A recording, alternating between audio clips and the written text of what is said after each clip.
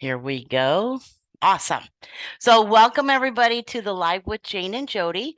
Unfortunately, Jane is not able to be with me today. She had a family emergency, which called her out of town. So I will be doing the Live with Jane and Jody today solo. So for those of you who do not know me, my name is Jody Durham.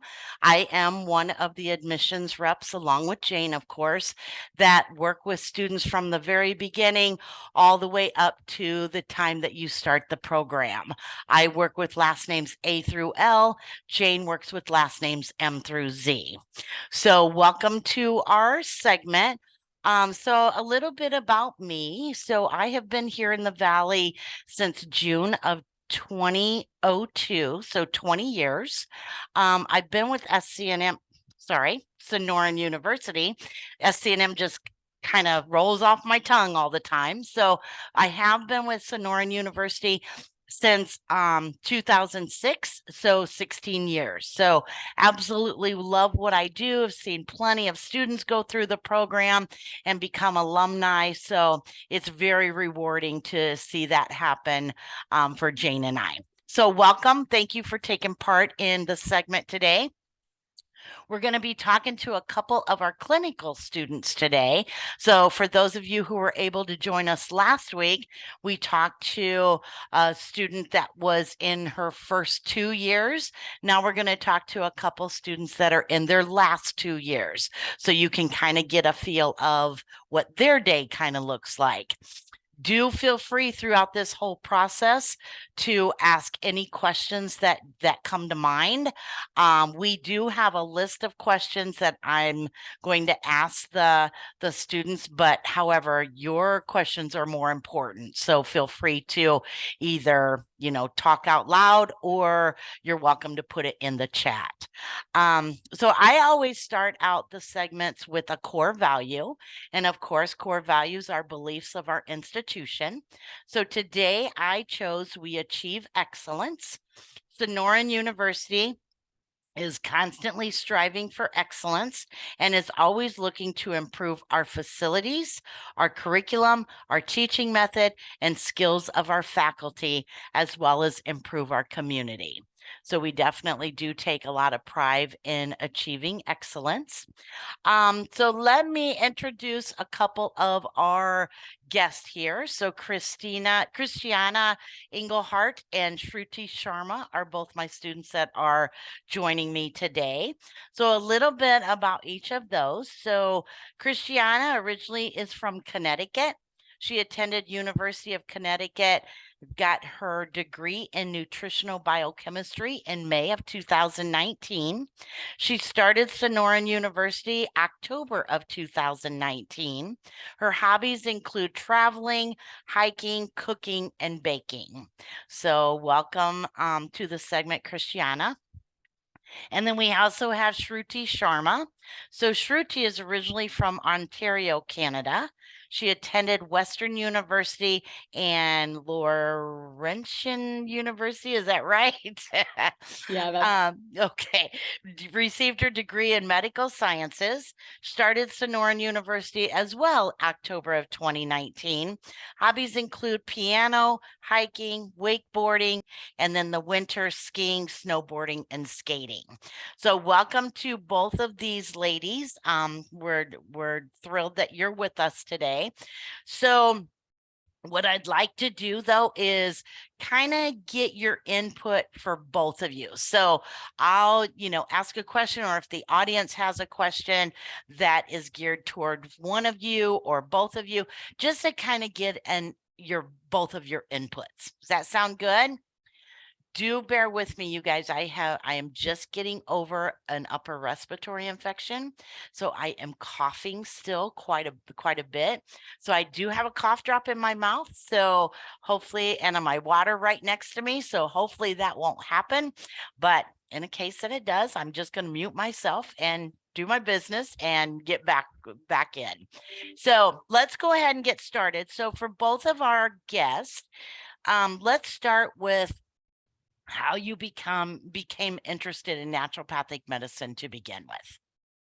Who wants to start?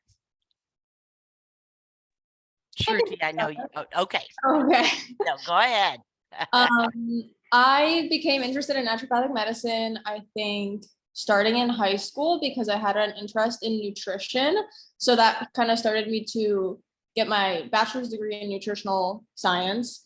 And then I kind of wanted to be a dietitian because I didn't really know about naturopathic medicine early on in college. So my goal was to become a dietitian. And then later in my college career, I worked with a dietitian, like in a hospital, part-time.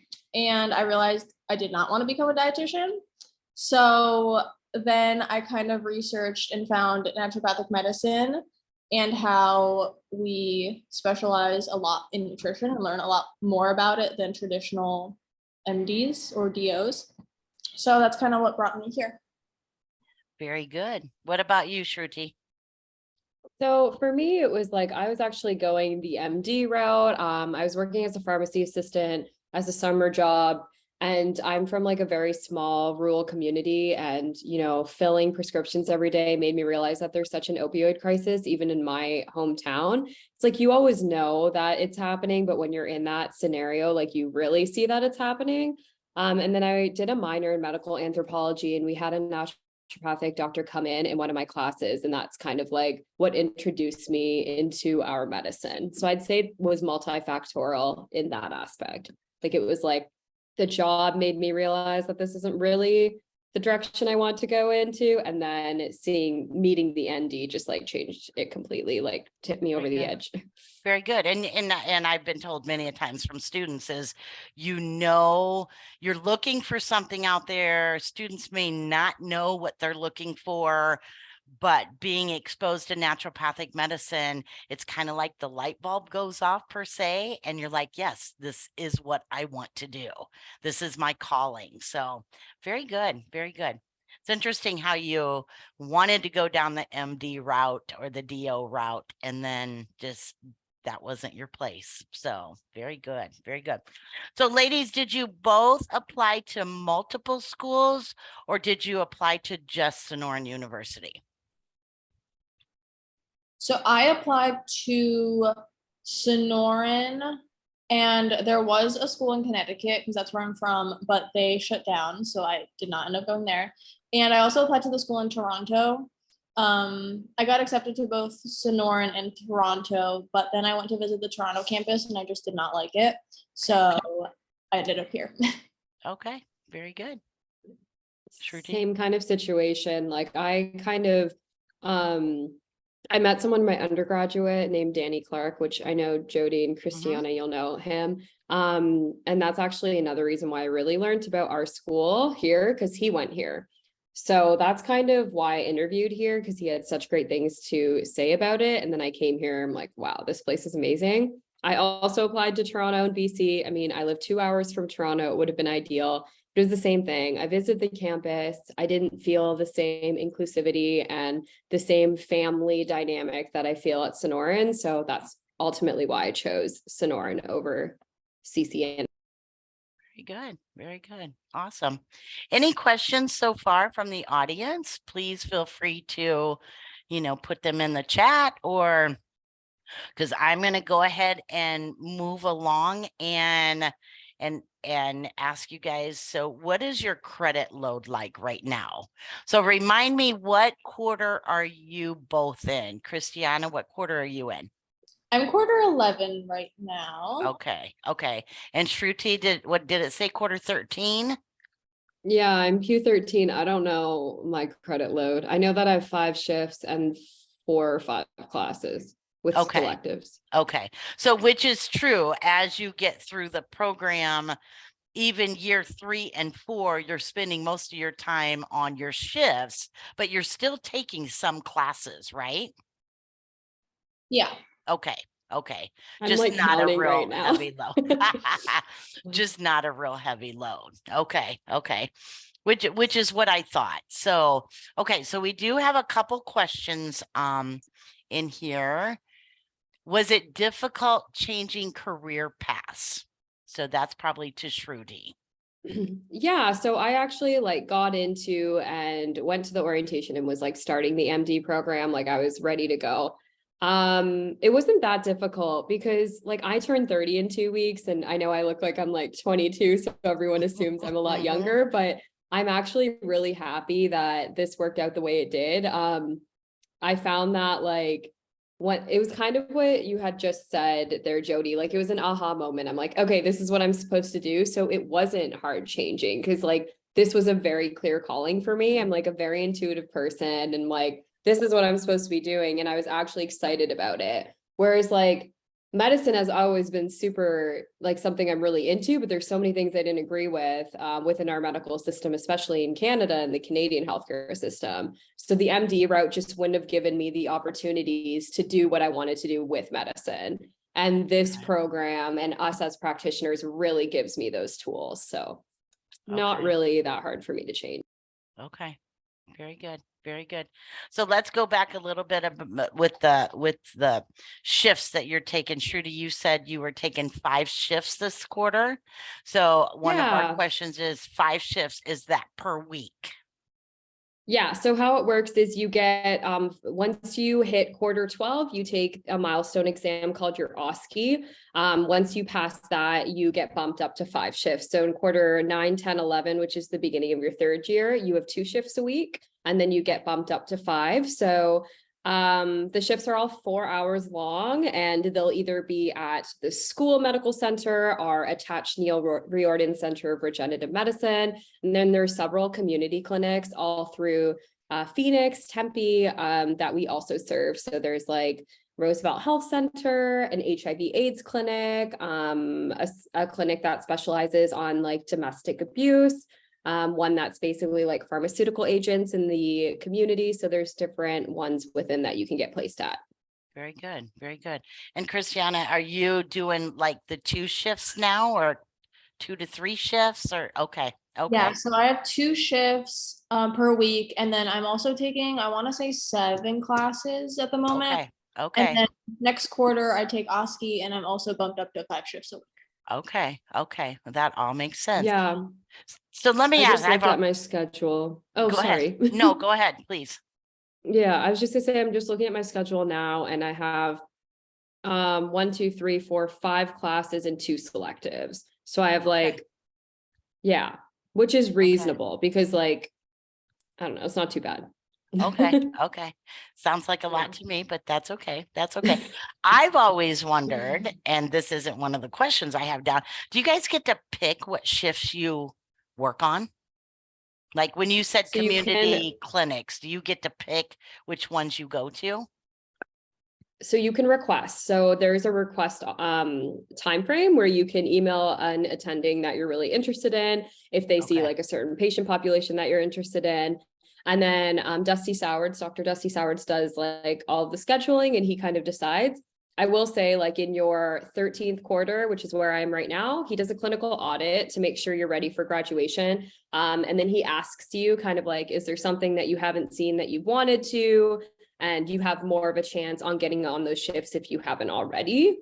But overall, I think most people could agree he's pretty good at giving you what you want for the most part. I mean, we're obviously spending a lot of money to get this education. He's very conscientious of that and tries really hard to work with you and will give you what you're kind of after for the most part.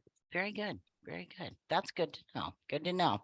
Yeah, All right, couple great. questions, and I don't want to get behind on these. So, do you guys work while being in school? And if so, how do you guys balance work and school? Great question. A good question for you, girl. Yeah.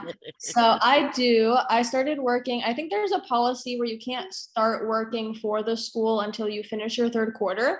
So starting your 4th quarter, you can start working federal work study jobs at the school. So I actually have 2 federal work study jobs at the school plus this job right here. So 3 total. The way the federal work study jobs work is really good because they work around your school schedule. So you apply for one of the jobs and then you tell your supervisor your class schedule and what else you have going on, and then they work around to give you a shift that's during your free time. So it really works out because also the jobs aren't really they're not a lot of work required, you have a lot of downtime so you can study in the meantime. And I don't know, I think it's pretty, I mean 3 jobs is a lot, it's pretty busy, but I also like being a busy person. So it works out. And plus, the longer you are in school, I don't know if you feel the same, Shruti, but like the first year was like the hardest in terms of class loads for me. And like as you move along, I feel like you can balance everything better. Yeah. I definitely agree that like you get in the swing of things. Mhm. And there's so many of us here to help you with like scheduling and things like that. Like I feel like I do that all the time for incoming classes. Like time management is absolutely everything, but everything can be done. In regards to jobs, so I'm Canadian. I legally can't work here. Aside from this job, this is the only one I'm actually legally allowed to do. However, I can definitely speak to being busy because I do so many things. So I definitely think that you can make time for a job once you get really good at, as you said, managing your time and being realistic about the hours you have. You can definitely work if that's something you need to do. Very good. Very good. But I always, as Jane and I always recommend that you don't do that when you first start. Give it at least a couple quarters to get an idea of what your workload's like, you know. So Yeah, are you I guys agree. members of any clubs? Do you guys do any clubs? Yes. So I'm Okay. president of the Endocrinology Club, and then I'm the education research chair of the Integrative Pain Management Club. I also volunteer for the American College of Thyroidology with Dr. Christensen. Wow. I'm a peer mentor, student ambassador. Like I do a lot of stuff and I'm fine. So you guys will be Oh, fine too. If you're yeah. interested in things, you can always make it work. There's always a way to make it work. Wow. She's still smiling. All right, let's go on to, I have another student that is also changing from MD route to ND. So good for you, Alexis. Next question for both of you. Where are you still utilizing aspects of your undergraduate degrees, even being more clinical based now? So for example, applications from nutrition and applications from medical anthropology in your clinic cases. Okay. Do you want to go or do you want me to go? You can go. So medical anthropology, I definitely feel like I use every single day, even without medicine, but definitely I use it a lot in clinic because not only do I like really like community medicine and like I'm on 3 community medicine shifts right now, and I have been on a community medicine shift since I started. You definitely utilize your knowledge of medical anthropology every single day because there's so many different cultures and things like that and different ways that people practice medicine aside like out of our system. So I personally use it all the time. And then I also have a bit of like I took business as well. So I obviously use that all the time within marketing and creating business plans for my future practice. So I think I utilize both. And I can say the same about nutrition. I mean, when we're dealing with patients, almost every single treatment plan that we give to a patient has something to do with nutrition because most people need to work on their nutrition. So it's pretty easy to incorporate that into everyday use. Yeah, I agree with that. Definitely agree with that.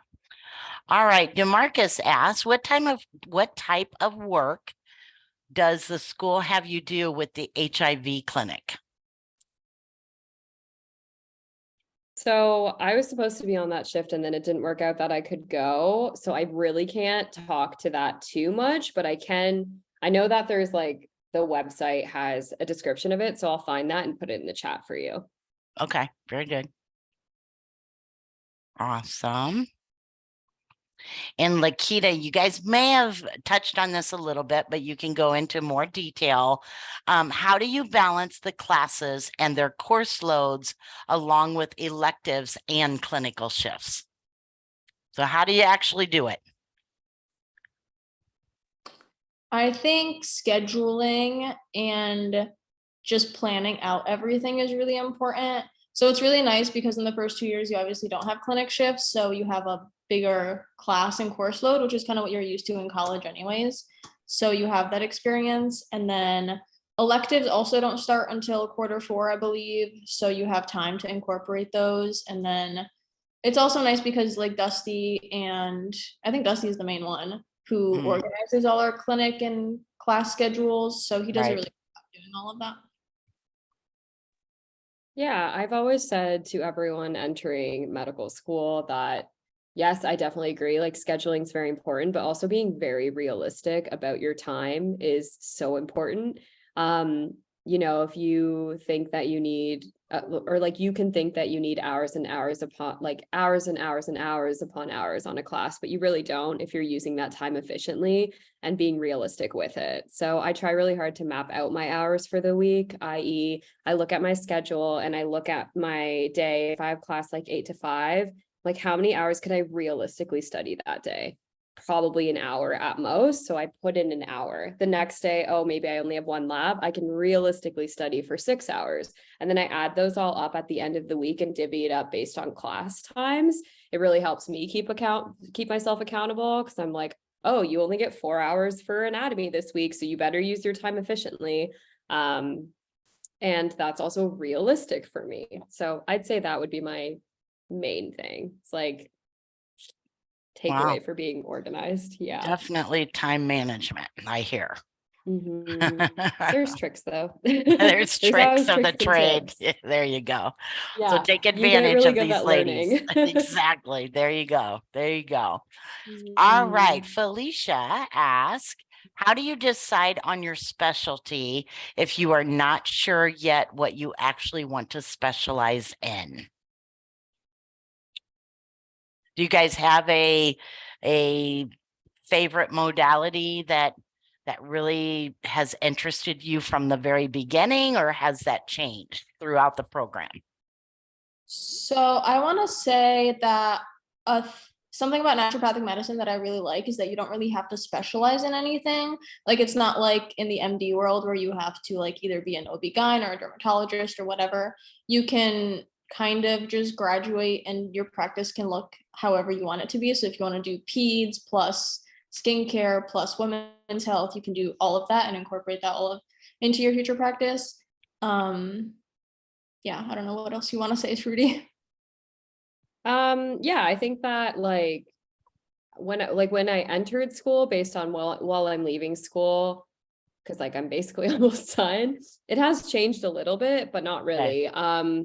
I think it's definitely okay if you don't know what you want to do yet. There's like quarter 15s that don't know what they want to do yet. That's fine. I do think that you should be thinking about it within the program and like really try to write down or something like what am I actually interested in. So I always say like to people who are struggling with the business marketing that direction or finding their niche, like when you think of your ideal patient, like who is that person to you? Mhm. I actually just did this with my roommate an hour ago, and she's like a 25-year-old who has painful periods. I'm like, great. So the content that you put out in the world, or like the medicine that you're going to be giving, the modalities you're going to be using, how are they targeting that person?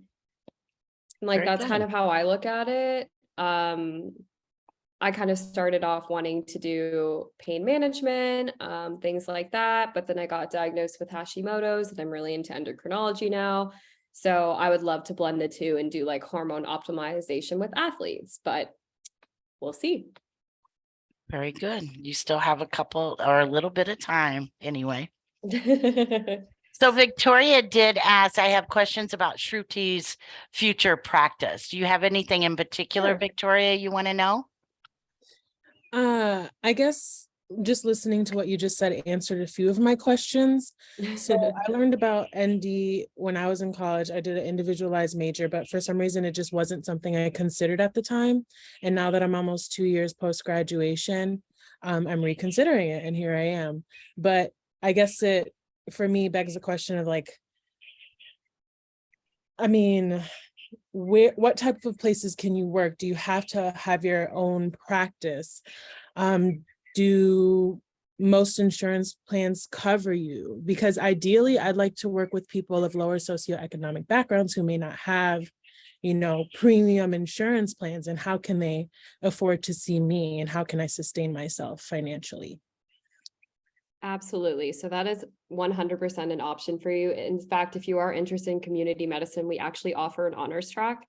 So you can get like that means that your shifts will be more specific to community medicine. You have a mentor who does community medicine that you meet with. You have to take like the community medicine selective every quarter and you're getting a lot of support.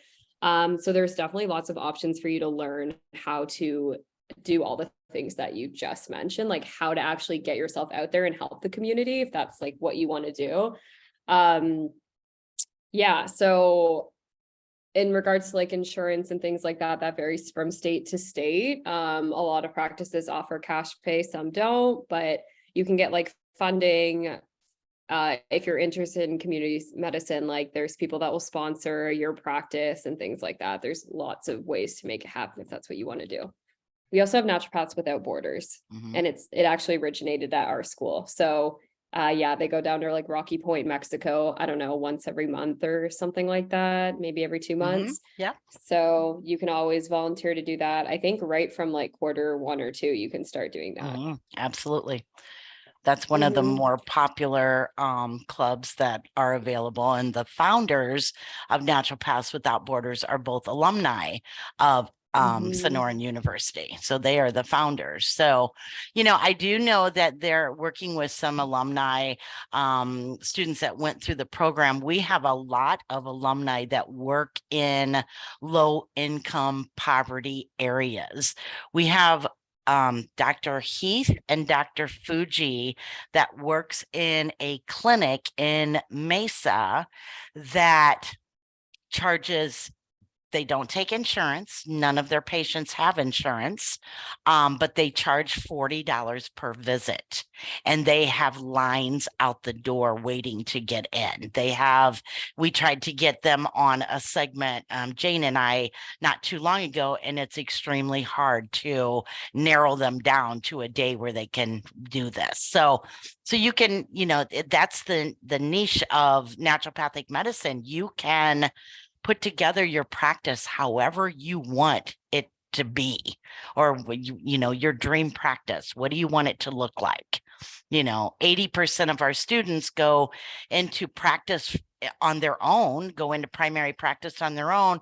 The other 20% will go into a variety of different things, as well as they may go in with another practitioner to bring different medicines together for that one healing of that patient. So Absolutely. Yeah, there's Good. lots of options. You can do like research, nutraceuticals, you can build programs, like there's so much you can do with the degree. Right. You can travel around the world and just educate people on naturopathic medicine. You can write books. We have alumni. Dr. Holly Lucille is in Beverly Hills, California, and she works in media, so there's tons of different things that you can do. A follow-up question, if I may. Sure. Oh, absolutely.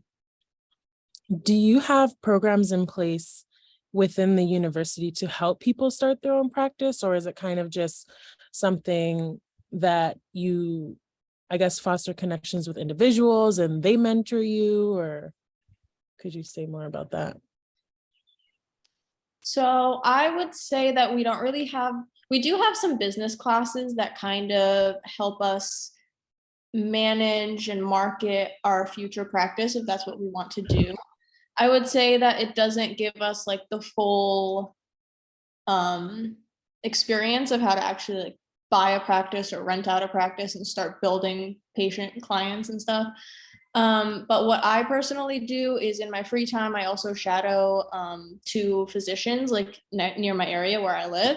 So they help me like teach me about business and how they started their practice so that I can learn from them.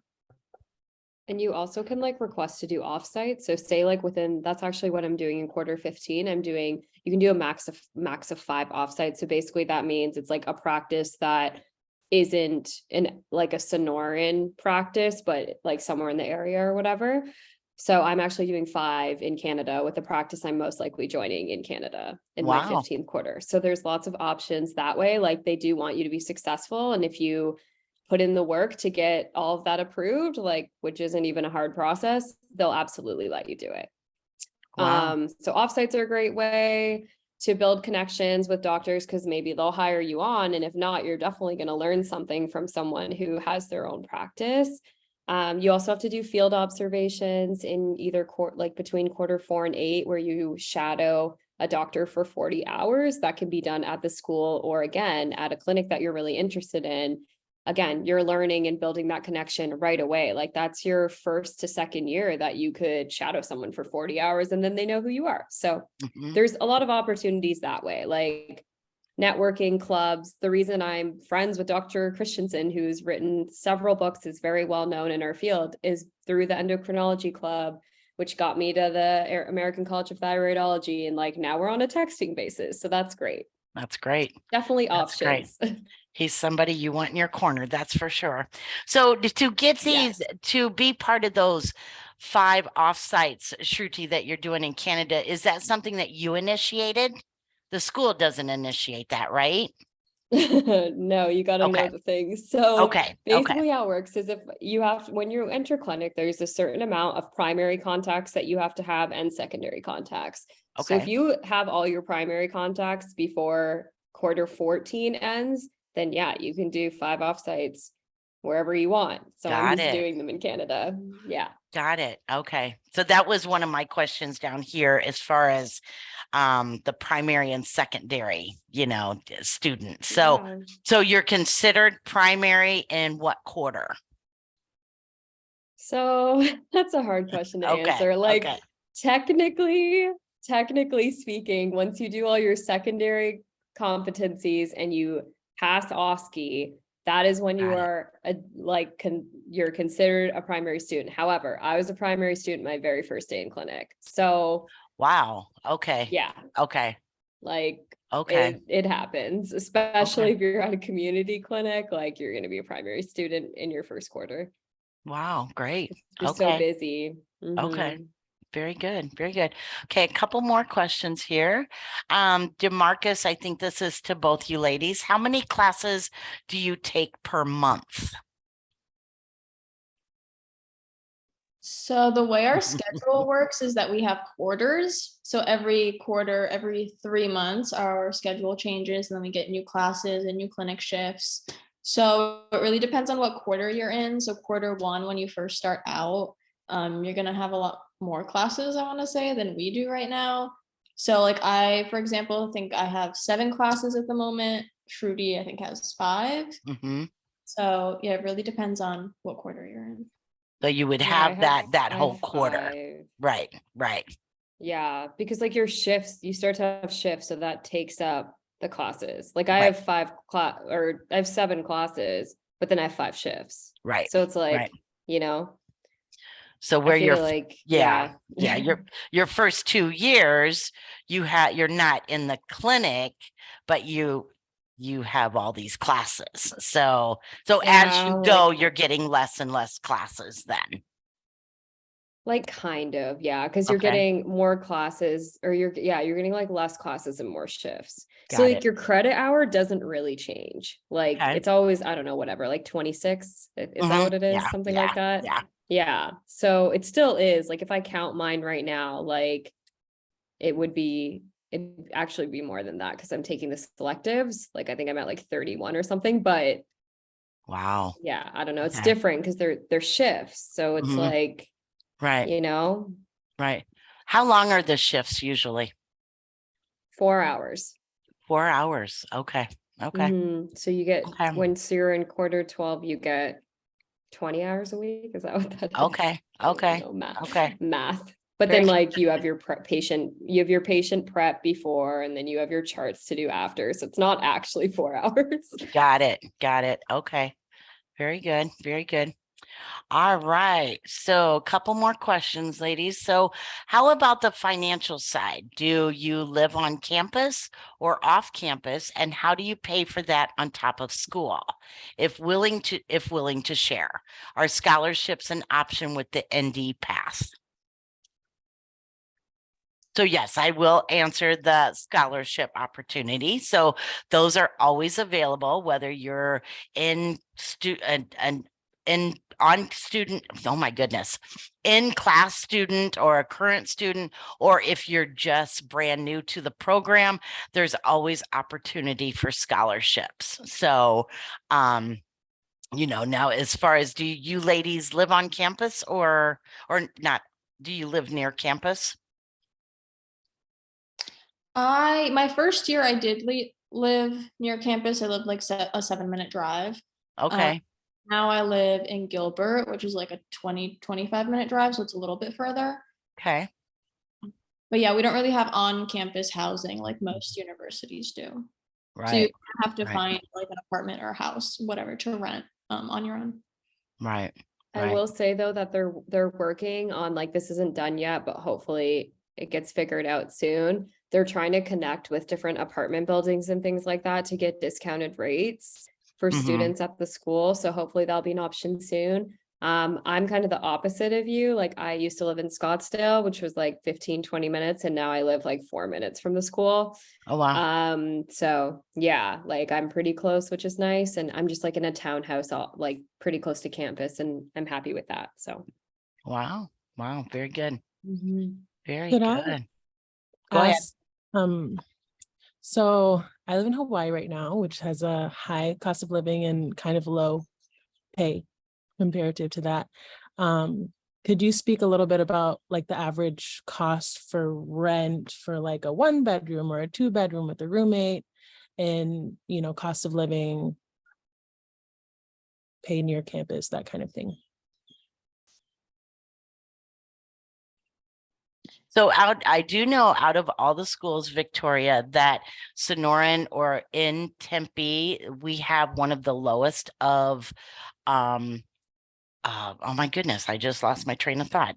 Not housing, but, oh my goodness, I just lost my train of thought, forget it. But it is lower, lower to live here than it is in San Diego, where one of the schools are, or in Seattle. Cost of living. So the cost of living is definitely lower here. I know, I mean, there's different areas within the valley that you can live in. There's going to be some areas that are cheaper than others. For instance, Mesa is a very reasonable community that is, you know, reasonable with their rent.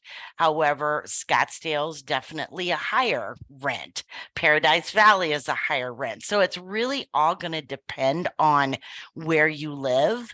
Tempe is a college town, so that's home of ASU, Arizona State. So to me, it's reasonable. I'm originally from Indiana, so moving out here, I didn't see, granted, it was 20 years ago, I didn't see, things were higher to live out here than it was back in the Midwest, but it wasn't that dramatic, I guess. Coming from Hawaii, the cost of living in Hawaii to here, I'm sure you'll see a huge difference. That's just my opinion. I don't know. I mean, on an average, I know the apartment complexes around the school, which is walking distance from the school, for a 2-bedroom.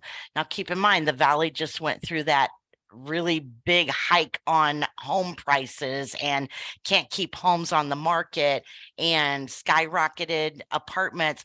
But I believe a 2-bedroom in the Tempe area near the school is running about $1,300-1,400. So I don't know if you think that's reasonable. I mean, I think it is, but you know, I mean, it's not as bad as you think it would be. Is that per person or per unit? Well, that's for the unit. Yeah. Okay. So, I mean, if you if you have a roommate, of course, you're going to split that in half, So yeah, that makes, if you get a 2-bedroom for $1,400, that's $700 rent. That's pretty good, So yeah. So, and I don't know if these ladies can talk more about, the cost of living, but I think it's reasonable here. Yeah, like, I live pretty close to school and I do have a roommate. It's just 2 of us, but like, we have a 3-story townhouse with 3 bedrooms, 4 bath, and I pay $950 now. It just went up last month. Yeah. So So, and Victoria's that's over like there with going, oh my God. utilities. Yeah. Yeah. That's like with utilities. When I lived in Scottsdale, there's 3 of us in like a bungalow and I paid like $525. So there's options. You just got to find them. Yeah. Yeah. But I also know people who are paying like $2,000 for a 1-bedroom because they want to live in like a really nice, more than that. Like, yes. Yeah, a lot of my friends live on top of Whole Foods, and in those apartments, they're really nice, like the local apartments, but they're definitely a lot more expensive. So it depends. Yeah. And it's really going to depend on where you're going to live in the valley. Some places are definitely higher than others, So same thing with the housing, I know my daughter lives in Gilbert and I live in Chandler, which is about 7 miles south of the school. I know it's a little bit cheaper to live in Chandler than it is in Gilbert. So it's just, really where you're going to live. So very good. Let's see. Chloe asks, can you all speak towards the different honor tracks and dual degree programs? Do you want, am I going? was Why are we so say- awkward? Do you know more about the honor tracks than I do? I don't know if you're a part of one or not. No, everyone assumed that I do the Regen Med one or the community med, but I assumed didn't. that too. Yeah, it's fine. So there's a regenerative medicine honors track that's through the Neil Riordan Center of Regenerative Medicine. So if you're really into injection therapy and want to do pain, that's an option for you. There's the community medicine one, which I just chatted about. They have a pediatric honors track. So if you want to do pediatrics, one of my best friends in the program, Sarah's in that. She's actually an ambassador. So if you're really interested in that, want to chat with her, she might be able to speak more about it.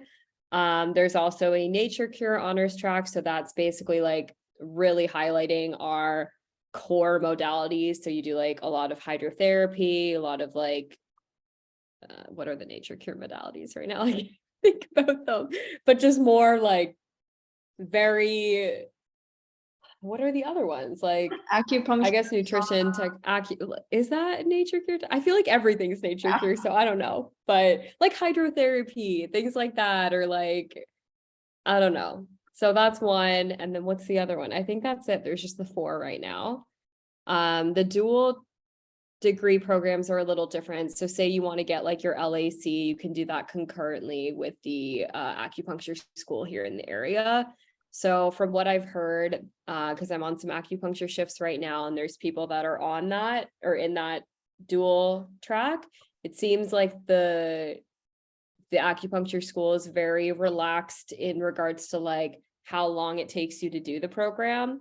So you can spend you can take as many classes as you want to that for that semester or whatever. They're really flexible from what I've heard. But that can also mean it could take you a long time to complete or a short term. It's just dependent on you. And then, yeah, those are the only ones I think I know anything about. Are And you there can more? you can also do so once you get to your 8th quarter in the ND program, you can apply to our master's degree in clinical nutrition to Oh, do a yeah. master's degree in clinical nutrition, but you have to wait until your 8th quarter in the ND program before we will let you do that. And yeah, and then going back to the acupuncture school, which is PIMA, which is Phoenix Institute of Herbal Medicine and Acupuncture. Usually what Jane and I will do as far as advising students is for you to wait till you're at least in year 3 of the ND program so that you're in clinic more, you're not so much in class as much, but it just allows you a little bit more flexibility to start that acupuncture program. But do know that in the state of Arizona, we have the widest scope of practice, which you can do acupuncture under your ND's license. And that's only in the state of Arizona. So that's definitely a benefit for us. So yeah, good questions. All right, James asked, any clinic exposure in year 1 or year 2?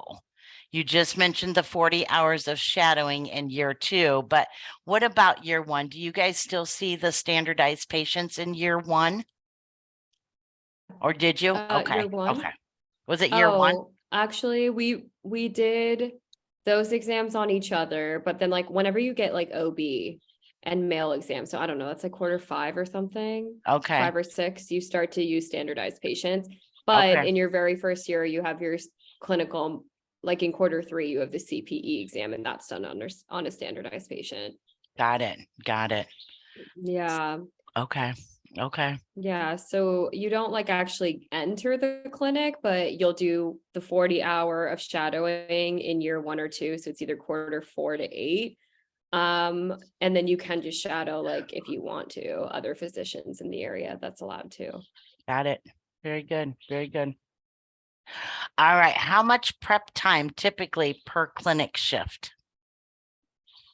I think that really depends on which shift you're on, like who the attending is. Mm, Because there are certain attendings that require you to prep for your patient, and it's not like just know what they have and what they're coming in for. It's more like prep as much as possible. It literally takes like 2 hours of prep time.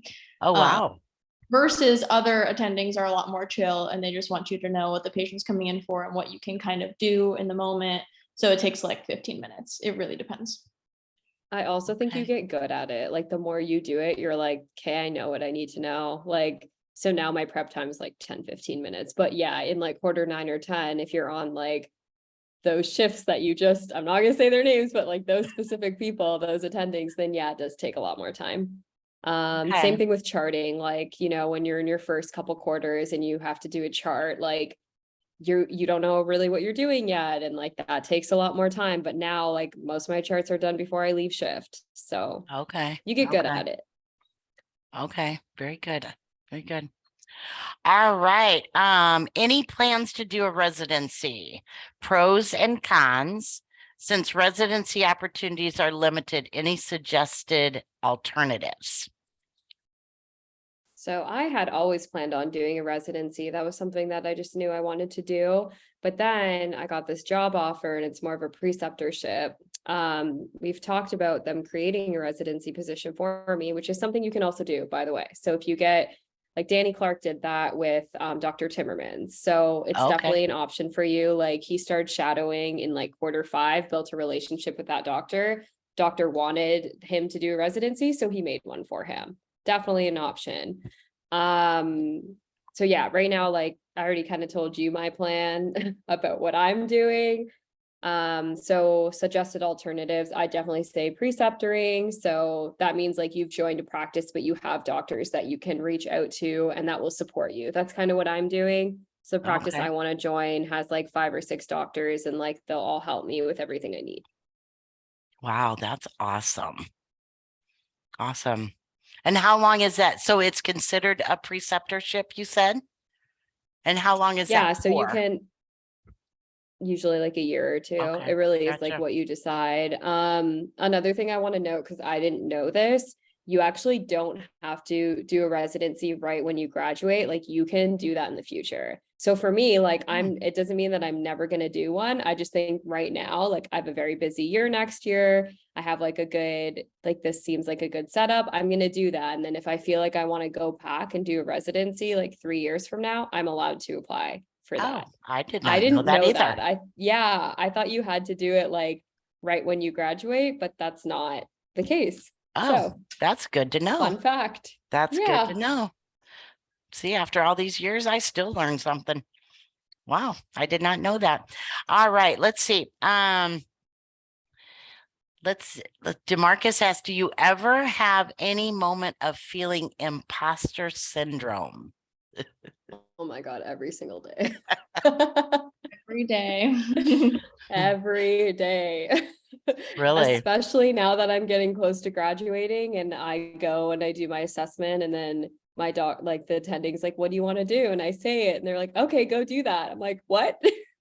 You just like trust me to go, like you just think that I can, like you have faith in me. I don't have faith in myself. So yes, it does. Wow. You will have imposter syndrome. It's just how Wow. it is. Wow. Interesting. So I'm going to ask or answer Chloe's question regarding should you do the application through NDCAS or through Sonoran University. Here's the big question, Chloe. If you are looking to apply to CCNM, which is in Canada, so it's Canadian College of Naturopathic Medicine, then you do want to apply through NDCAS. because you'll be charged an application fee but one application fee for both schools, and you can apply to both schools. If you are not planning on applying to CCNM, then you want to apply through the Sonoran app. I hope Okay. that helps. Yep, That thank help? you. Good. Let's see. Do you guys get any breaks, like a winter break, etc.? Do you guys get breaks after your quarters? Yeah, we have Okay. 2 breaks after every quarter. You So- do? Okay. So our quarter is broken up into 11 weeks. So weeks 1 through 10 are all classes. Then week 11 is our final exam. And then we have 2 weeks of break. So it's kind of Okay. a cycle that repeats itself every single year. Caveat to that though, which I know you already know what I'm about to say, that when you start clinic for 2 weeks out of your clinical years, you have to do clinical break week. So like I'm doing that this December, for example, because I'm getting towards the end and I need to finish my last week.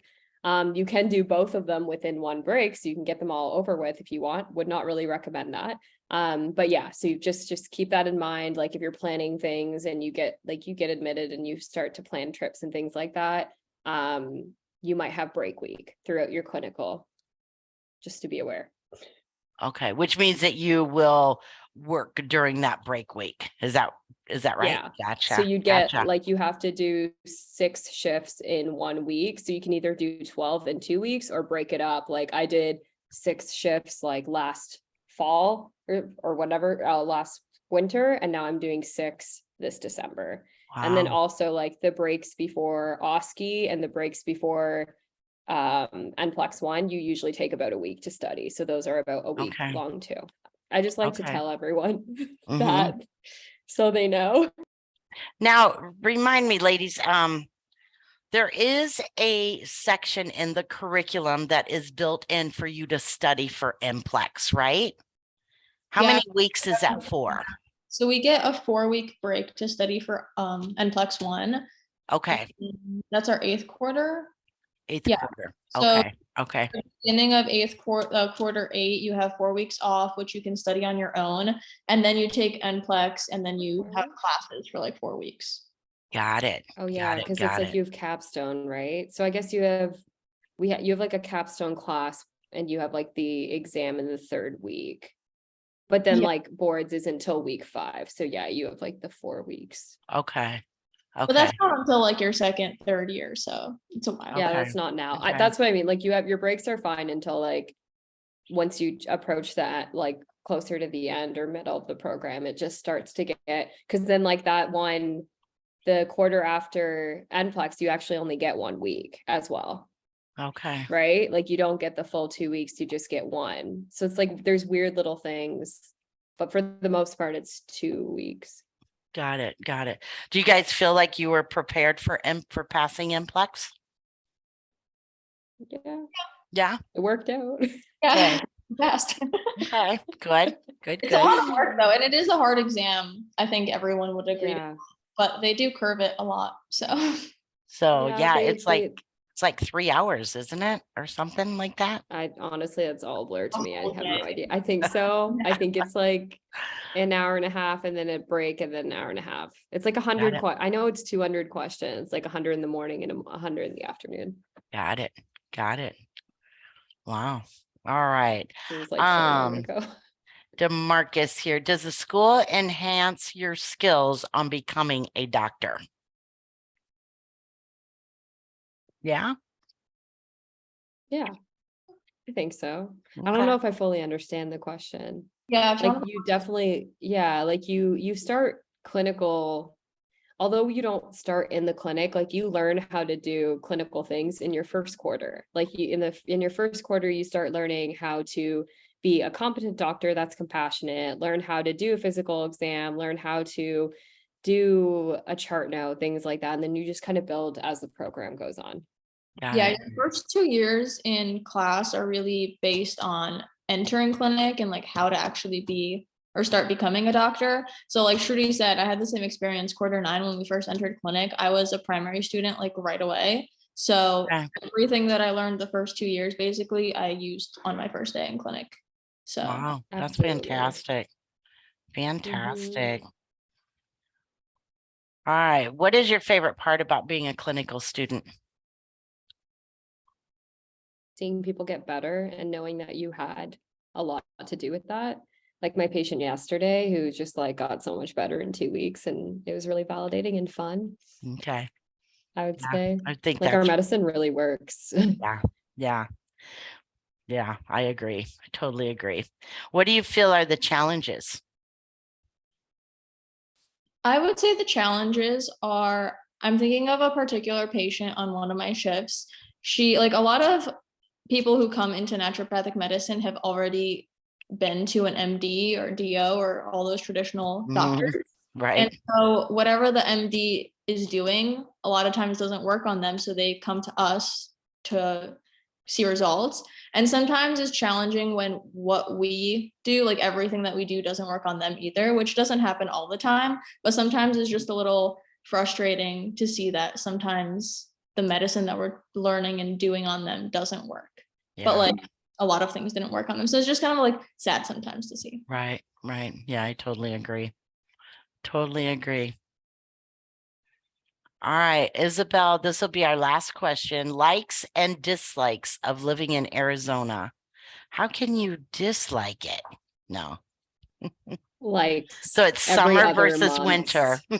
Yeah, I was gonna say literally dislikes June to September, likes every other month. Like that would be my answer. The That's summers funny. are interesting, but I'm also Canadian and we're like used to like crazy cold temperature, not excessive heat. It's like the complete polar opposite. So Yeah, yeah, yeah. I mean, I like Arizona overall. I'm glad I'm here. I'm glad I've spent, 20 years. I plan to spend, the rest of my life here. So, I don't deal with cold weather. I mean, even though it is pretty chilly here right now, but that's, we're in the low 70s, high 60s. So that's not really cold to anybody, but yeah, yeah, I like it. I like it.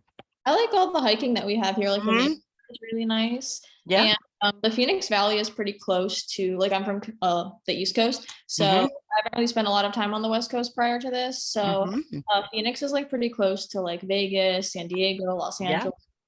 But everything's like a pretty like 4 or 5 hour drive. Pretty Yeah, close. exactly. Including Mexico. You can Mhm. get to Mexico in 4 hours. Right. Exactly. Exactly. Absolutely. All right, ladies, we got 3 minutes. Any word of advice from each of you for students that are getting ready to embark on this journey? What would you say to them? I would say, I mean, overall, because we're both pretty like almost finished with the program. So I would say that it was very worth it, but it was very difficult at the same time. And if you are planning on applying and doing this program, just make sure you have the time commitment and you have the energy to do it because it's a lot, Very good. but it's worth it in the end. So Yeah, very good. I like that. I agree with that. Also just like remembering your why, like why did you choose this? Why are you doing this? That will keep you grounded throughout the whole program. Just like really try to understand now, like why do I want to do this program? Why do I love this medicine? Why do I want to learn this medicine? Right. And I totally agree. I totally agree with both of you. Good advice. Good advice. All right. Well, thank you to both our guests. I appreciate you joining me today. Thank you to the audience for setting in with us. And so this is the end of our segment. So we'll see you. The next one is going to be, we're going to be talking to Dr. Nicole Schiffler. She runs a pediatric practice. And that's going to be December 13th. So we'll see you all then. Thanks, ladies. I also just put my contact info in the chat if you need it Okay, at all. Just perfect, feel free to send perfect. me a message whenever. Okay. Awesome. Very good. I appreciate that. All right. Have a great day. Bye, everyone.